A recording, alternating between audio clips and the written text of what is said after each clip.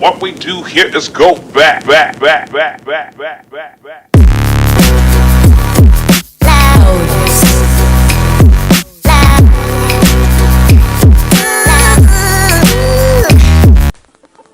What's up, my peoples? Welcome to Smackdown Vs Raw, my weekly show where I run down Smackdown and Raw and tell you who won for the week. I am the host, the Wildcat J. Troy, and I'm going to give you my thoughts on a very confusing two shows in WWE, both Smackdown and Raw. But first off, I'm going to start off with Monday Night Raw, give you my thoughts on that each segment. So if you're not ready, you better get ready because here we go. I want to talk about this Dean Ambrose and Seth Rollins situation. Now, finally, we got the moment we've been waiting for, the full Shield-esque fist bump from Dean Ambrose and Seth Rollins. It took forever. I mean, they basically drew this out in the beginning of the show, but I guess they had to get that little last bit of tension out, and they had a scuffle, and they got that little scuffle out, so all the little tension between them is now done. Sheamus and Cesaro tried to pick the bones, but Dean Ambrose and Seth Rollins, they got the upper hand on Sheamus and Cesaro, kicked their ass, got their ass out the ring, and we finally get that bump, and crowd was going crazy. The yes chants, all that stuff was going crazy. And Kurt Angle made it official. At SummerSlam, you will be getting Sheamus and Cesaro versus Dean Ambrose and Seth Rollins at SummerSlam for the Raw Tag Team Championships. I am predicting Dean Ambrose and Seth Rollins walk out of SummerSlam as champion. So it was weird when Kurt Angle was making this announcement because they cut his music a little too early, and then you know when you go to "You Suck" part. Like the crowd was doing the "You Suck" as he was making an announcement. That was funny to me. Just a little mini note that I wanted to point out, but that was really funny. But we go on to the number one contender match for Alexa Bliss's title at SummerSlam. We have Nia Jax versus Sasha Banks in Sasha Banks' hometown in Boston. Great match between these two. A lot of physicality. And Sasha Banks, she pulls out the unthinkable. She won in her hometown. Yes, I was shocked. And at SummerSlam, we will be getting Bliss versus Sasha one-on-one for the Raw Women's Championship. And I'm predicting Sasha to come out of Brooklyn and walk out with that championship. She needs the title. She needs her big pay-per-view moment. She has deserved this moment, and it needs to happen this Sunday at SummerSlam. I want to talk about this Bray Wyatt Finn Balor situation. Was weird the whole night, and they started with a backstage brawl between those two, and then Kurt Angle was like, "Okay, well SummerSlam is coming early tonight, so you know what? We're gonna have the match tonight."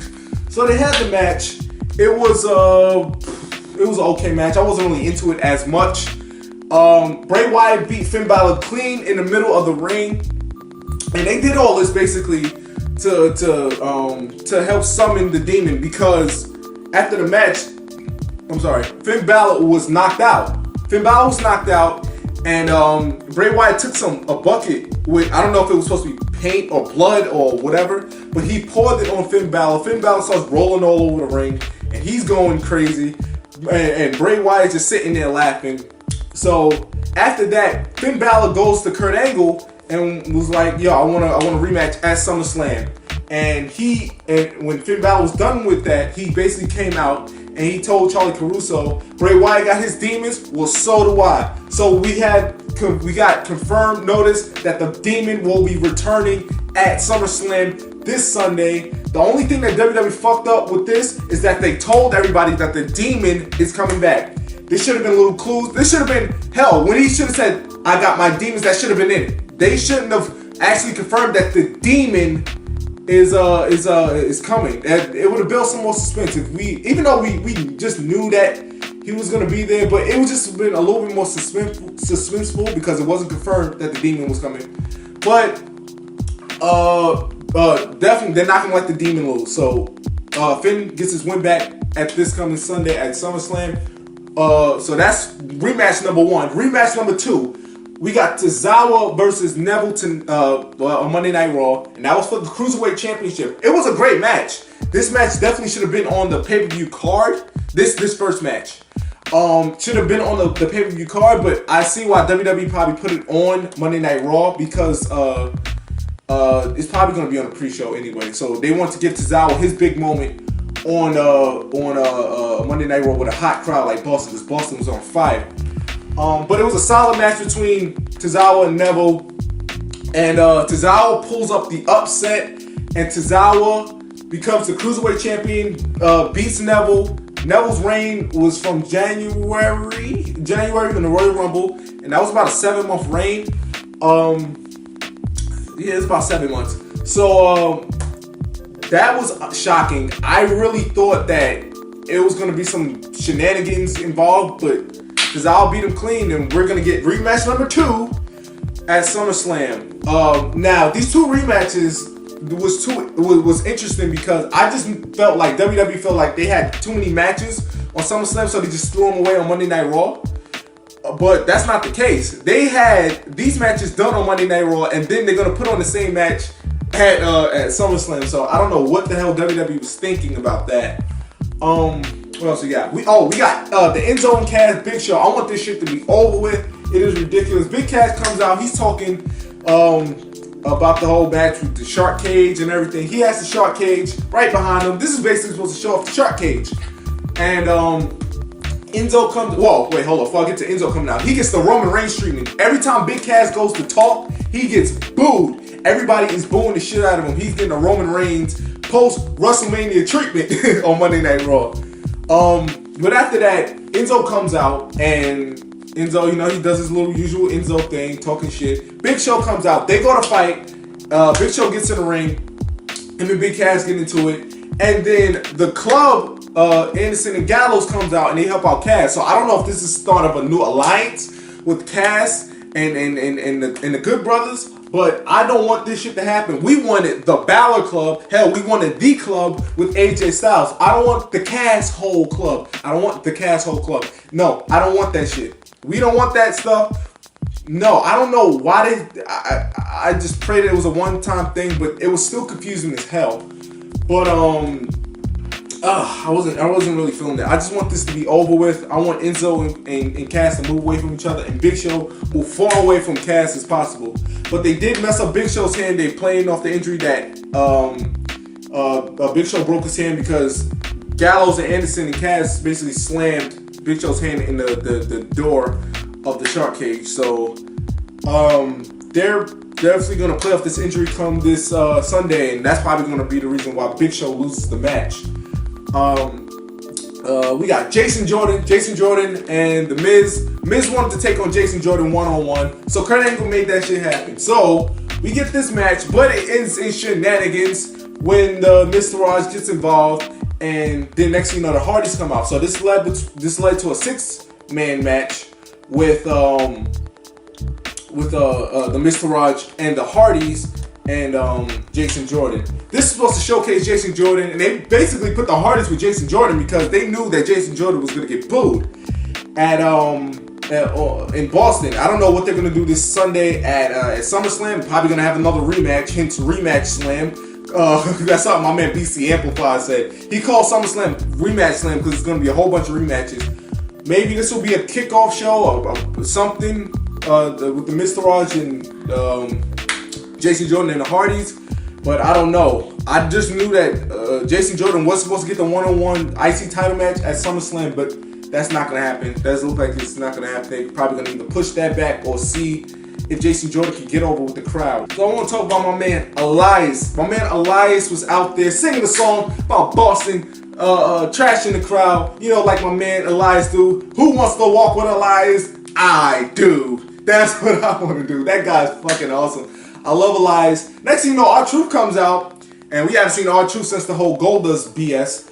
And it was funny, you know. He came out talking, you know, R-Truth doing his rapping, what's up stuff, and then Elias basically attacked him, beat his ass, and laid his ass out and just walked out, man. My man Elias Sampson, what is he going to do this Sunday? Please let him get involved with somebody this Sunday at SummerSlam. We need Elias on the card somehow, but I fucking love that dude. We had another women's match with Emma and Mickie James. They had a little backstage segment earlier, and basically Mickie James challenged Emma to a match. Mickie James beat Emma in the match. Nobody really was into this match. I wasn't really into this match, even though I love both of them, but there was no real story behind it, so I didn't really care too much about it. But I definitely do want to see Emma and Mickie James used more, like get involved in some storylines on Monday Night Raw, because those are two talented individuals. When Sasha wins the title, hopefully at SummerSlam, and she beats Alexa Bliss in her rematch, I want to see Sasha versus Emma, Sasha versus Paige when Paige comes back, because Paige is coming.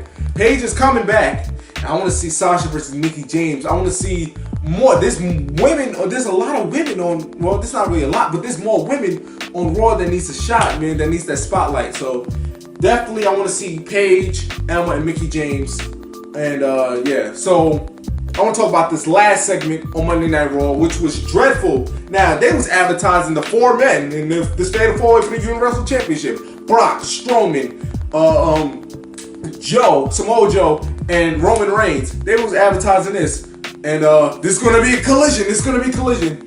This segment was basically about Paul Heyman cutting another Paul Heyman promo. Nothing against Paul Heyman. I love this guy. He can definitely cut a freaking promo. But this was just another Paul Heyman promo night. And advertising Brock Lesnar.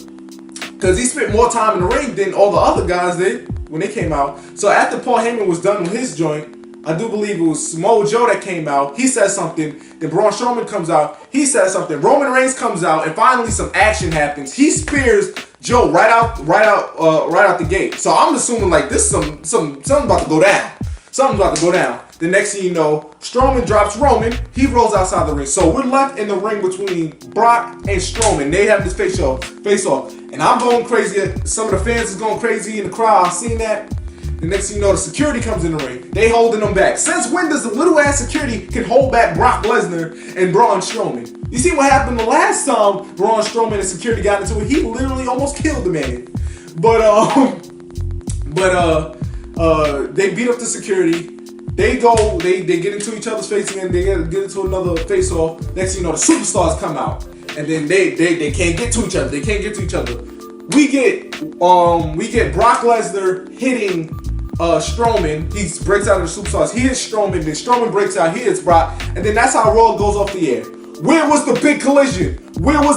I needed to get excited for this damn pay-per-view. They definitely dropped the ball. They could have had a big ass brawl with nothing but bodies everywhere. They could have had the securities. They should definitely kept the security. No superstars. Just let the security get beat up by everybody. Just have Roman and Brock and Joe and Strowman just go at it. And that's what should have just happened. But I don't know what the hell that was for Monday Night Raw. I definitely didn't like that ending. The best part about Monday Night Raw was the beginning of the show with the whole mini Shield reunion with Dean Ambrose and Seth doing their fist bump. But yeah, so we shall see with the Raw matches at SummerSlam. I'm pulling for my man Braun Strowman. But overall, Raw was okay. Nothing really too special. They definitely disappointed me with the ending, but it was an okay show. The Smackdown Live opens up with Jinder Mahal. He's talking about the Independence Day in India. We have a big celebration with dancers. Some lady, I forgot what her name was, but she sung the Indian national anthem. And of course, Jinder Mahal was getting boos, the USA chants. He's talking about how he's going to beat John Cena. He's going to beat Nakamura. And the next thing you know, Nakamura comes out. He basically comes in there. He tells Jinder, I'm going to beat you at SummerSlam, and hopefully that does happen. I'm pulling for Nakamura. I have nothing against Jinder Mahal. He can honestly hold on to the title. I don't care. This is two people that I really don't care. It's like, I wouldn't be upset if Jinder Mahal retains the title. Because I know Nakamura's probably going to get a rematch. Nakamura's getting that title. But if it don't happen on Sunday at SummerSlam, it's definitely going to happen down the line. Nakamura's winning that title. But I'm definitely pulling for Nakamura this Sunday. We go on to a match between Becky Lynch and Natalya. It was a solid match. These two always put on solid matches with each other, Becky Lynch and Natalya. But Natalya beats Becky Lynch clean with the sharpshooter. So Natty has to look strong going into a match with Naomi. Comes this Sunday at SummerSlam. She was on commentary the whole time, Naomi. And after the match, Natalya basically tried to attack. She tried to attack Becky Lynch, Naomi gets in the ring. Natalya runs the whole typical cowardly heel stuff. She leaves. But then we hear F-A-B-U-L-O-U and doom. So Carmella comes out and she's with Ellsworth. I totally forgot that guy was reinstated last week. But he comes out with Carmella and she's basically talking about how she has the briefcase, all this stuff. I'm predicting Naomi wins. Now there was reports saying that WWE is going to keep the title on Naomi, and she's going to keep it for the remainder of the year because they are making some belts, the Field of Glow belts. I'm getting one. I'm telling you straight up right now. I'm getting one of them shits. I'm getting one and I'm wearing that shit with pride, just like this one. But so Naomi's most likely going to hold on to the title for the rest of the year. It's cool because Carmella can hold on to that briefcase until next year. So there's no rush with the cash-in. Hence, later tonight, I'm going to get to that shit that pissed me off. Okay? But I digress. Let's go on to the next segment. Chad Gable and Rusev. I did not see the most of this match. I ran out, but I caught the ending and I basically read what happened. This match ended in disqualification. Rusev basically annihilated Chad Gable. He puts him in an accolade on top of the commentators table, destroys him. He goes in the ring, he's talking shit about Randy Orton, and he gets hit with an RKO out of nowhere, like WWE likes to say it all the time. And Rusev, he gets dropped. I'm pulling for my man Rusev at SummerSlam. Rusev definitely needs a win. My man Ruru needs to get some momentum. I definitely want to see AJ versus Rusev for the US title. I think them two can put on some good ass matches. So hopefully I'm pulling for my man Rusev. We got the Usos versus the New Day. We have who was it? It was Xavier Woods and Kofi Kingston, because this Sunday is going to be Big E and Kofi Kingston fighting the Usos for the SmackDown tag titles. And so this was a good match. Now the New Day and the Usos always put on good matches, but the Usos pull out the win. So we know, for fuck's sakes, that the Usos are not winning this Sunday at SummerSlam. I'm just already writing it off already. The Usos are not walking out of Brooklyn as champion. We can already just think now who's going to be the next contenders. Hopefully they call somebody up. Hopefully Eric Rowan and Luke Harper get back together. I'm predicting maybe the Authors of Pain to come up and beat the shit out of the New Day. We need something interesting to happen if the Usos don't walk out as champions, because I can't take another year lengthy reign with New Day as tag team champions. I can't take this. I can't take it. Listen, don't get me wrong. When they don't have the titles, I'm a New Day fan. I love the New Day. I just don't want them with the titles. They held the Raw titles for 493 days. That is a lot of days. 483 or 493. One of them days. But it was a long ass time. I'm pulling for the Usos, but they're not gonna win. I'm just gonna pull for them anyway because I'm a huge Uso fan. But I don't know. Just I wanted the New Day to win, just to make me believe that maybe, just maybe, the Usos might win this Sunday. But they made it predictable. The Usos win tonight. The New Day win on SummerSlam, so they're retaining those championships. We got the Fashion Files. Fashion Files again. Now, honestly, I didn't really pay too much attention to this Fashion Files. But all I know is Breezango will be returning in 2 weeks. I'm excited for that. I want to see him back in the ring. I'm a huge Tyler Breeze fan. I always love that guy. Fandango. I always like Fandango. Ever since he was doing the little all that shit. But I'm glad to see that they're back. They're gonna be back in action in 2 weeks. Hopefully we're gonna find out who trashed their office, because I don't want to see them come back and we've been on this cliffhanger for like multiple weeks, months. And we still don't know who trashed the office. I want to at least know, maybe it's a new tag team get called up. Maybe it's Rowan and Harper. Maybe I just need something big to come out of this, because we've invested so much time into the Fashion Files. So hopefully we see something special come 2 weeks when Breezango returns to action. We got the AJ Styles apology segment with Shane McMahon. Now, AJ Styles brings Shane McMahon out to the ring. He basically apologized for kicking Shane McMahon. Shane McMahon was like, okay, it's no problem. You don't have to apologize, AJ. But if you hit me on purpose, I'm not one of these regular referees. I'm going to hit you back. So, you know, they get into it and they're looking at each other like this. And then it was a weird pause because Shane McMahon was saying something and you could tell he was waiting for somebody to hit Kevin Owens' music, but he literally stopped mid-sentence. And then you hear, it was like 5 seconds like, it was like a pause like that. It was just weird, but KO comes out. He basically kisses Shane McMahon's ass. And so he did a lot of ass kissing. He tried to shake Shane's hand. Shane was like, no, you shake your opponent's hand. They go, KO tries to extend his hand to AJ. They get into each other's face again. They get into another scuffle. AJ goes to hit Kevin Owens, but Shane McMahon blocks it. So right when that happens, AJ senses Kevin Owens giving him a super kick. He moves out the way. Shane McMahon gets hit with the super kick, lays out. The only weird thing is that Shane McMahon, he's basically more on the angle of like seeing Kevin Owens from the corner of his eye. But AJ Styles, who's got his back completely turned to Kevin Owens, senses KO and moves out the way. But Shane McMahon, who's basically like can see KO from the corner of his eyes, still gets hit. That was weird, but AJ Styles, he's retaining the championship. KO then goes on to have a storyline with Shane McMahon, and they'll probably have a match maybe at the next Smackdown pay-per-view or Survivor Series. We go on to the main event with Jinder Mahal and John Cena. This is a good match. I was actually into it. The Singh brothers, they definitely got involved like they usually do, and they got involved. They got ejected, and John Cena and Jinder Mahal continued the match. At one point, Jinder Mahal kicked out of the Attitude Adjustment. I guess everybody kicks out of the Attitude Adjustment these days. Because if this was last year, Jinder Mahal would have been finished in a matter of seconds by John Cena. Man, it's crazy how stuff can change within a year. But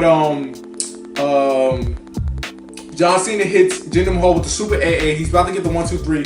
When Baron Corbin comes in the ring, he basically causes the no contest, the disqualification. John Cena gets his ass kicked by Baron Corbin. He rolls out the ring. Jinder Mahal still laid out.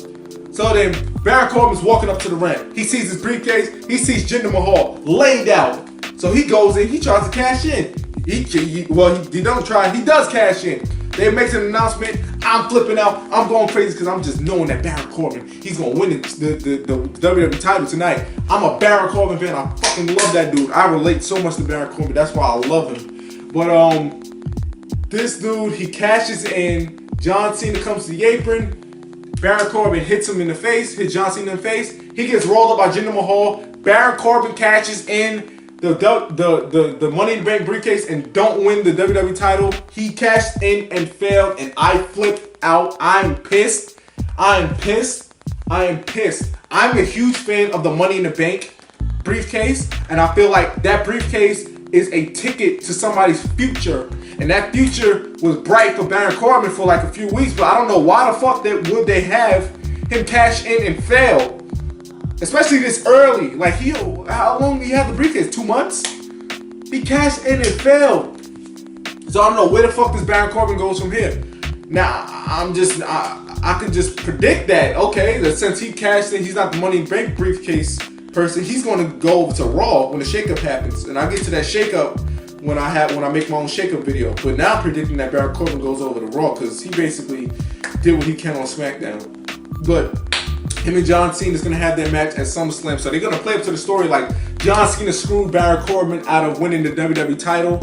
But it was just a boneheaded decision. I'm just flipped out. Like, you should have seen me earlier. Like, I'm very calm now, but I was flipping out because I was just like, why would you do that to Baron Corbin, yo? Like you could have waited. It's not like, yo, the dude had the briefcase for 2 months. Like, you changed your mind just that fast? And y'all could have at least waited. Like, why rush that? Like, the briefcase is up for a year. Like, a year. You could at least waited maybe to like later, like next year or something. Have him do something. But my thing is like, why so fucking early? I'm a huge fan of that briefcase, man. It was a waste. Now, we just know that Carmella's going to win that title. Because they're not going to have 2 cash-in and fails. That would be ridiculous. But this is WWE. They make ridiculous decisions like they did tonight by having Baron Corbin cash in and fucking fail. He shouldn't have cashed in. He shouldn't have cashed in tonight. But I was excited because, 1, I like Money in the Bank cash-ins, and 2, it was Baron Corbin. So, I don't know. I don't know, that was just a boneheaded decision. I can just say that over and over. That was ridiculous. But at least we don't have to worry about if Nakamura wins the title, he won't get cashed in on. But I just wanted Baron Corbin to win that title, man. I'm trying to look at the brighter picture of this because I want Nakamura to win. But to hold the title so he can face AJ Styles at WrestleMania, kick Iron Man match. But yeah, so that's about SmackDown. So my thoughts on both shows, they were a bit weird booking decisions by both shows. Boneheaded decisions on both shows. Rematch Slam is definitely going to be in full effect on this Sunday. And if I had to give the winner to a show, I didn't want to give nobody a win. I honestly didn't. But I don't want my show to operate like this, so I'm picking a win. It's going to be Raw. That boneheaded decision at the end of SmackDown was ridiculous, and I was flipping out, and I don't even know what to say about that. I don't want to talk about that no more. But Raw wins. SmackDown made some boneheaded decisions tonight. I don't know what the fuck they was thinking. So Raw got it. Takeover this Saturday. I will be doing a Takeover review, and then the next night I will be doing the Summerslam review. Busy weekend for me recording videos, and I'm excited to do that stuff. Takeover's gonna kick some fucking ass. So if you like this review, hit it with a thumbs up, like, share, subscribe, show a brother some motherfucking love. And if you realize I didn't do this video with my clipboard, so let me know what you think. Do you want the clipboard to return? Should I keep it off? Did you like my energy this time around? Do you like my energy with the clipboard? Y'all let me know. My few followers and subscribers, y'all let me know, man. I will see y'all this weekend for Takeover Brooklyn 3 and Rematch Slam. So take it easy, my peoples. We are out. Boom!